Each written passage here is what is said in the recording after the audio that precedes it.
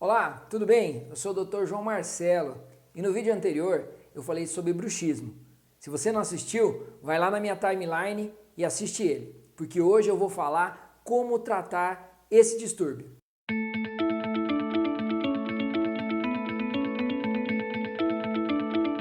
O tratamento mais eficaz para o bruxismo é a utilização de placa estabilizadora. Popularmente, ela é conhecida como placa de bruxismo.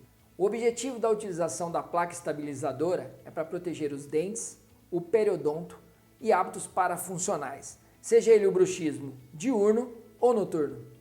Para maiores informações, entre em contato pelas nossas mídias sociais ou pelo nosso WhatsApp. E até o próximo vídeo!